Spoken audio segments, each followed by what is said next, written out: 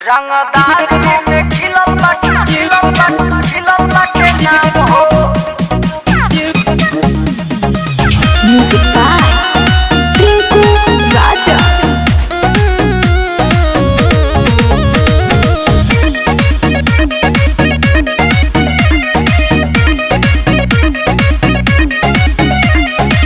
हमरा तू बाबू कोरोना ही पीछा सच्ची कोहिले पूरा होई ना इच्छा। अरे का बुझला हमरा तू बाबू कोरोना ही पीछा सच्ची कोहिले पूरा होई ना इच्छा। पीछे चलाइबो सही में कमाइबो हो जाई काम तमाम हो। और तो सुन रोजे मर्डर कइल बाटे काम हो।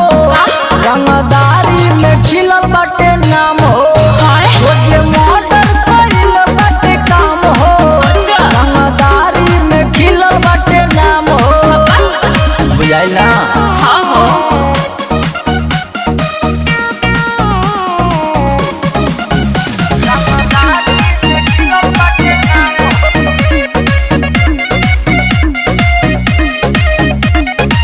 हमरो लोभर हवे बाबू हो सोनकी। कह दी है मिलली का देत बाड़े धमकी। ऐसन का आहो हमरा के हल्का में तरुका।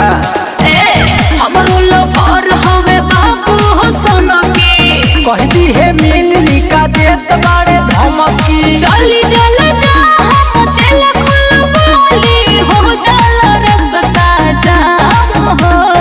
हल्के मिले तरखा रोजे मर्डर कइल बाटे काम हो।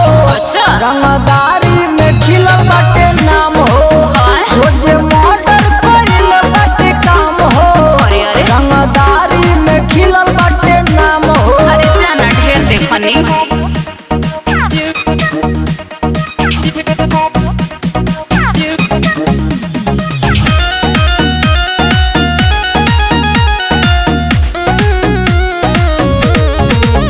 रंगदारी में खिलल बाटे नाम हो।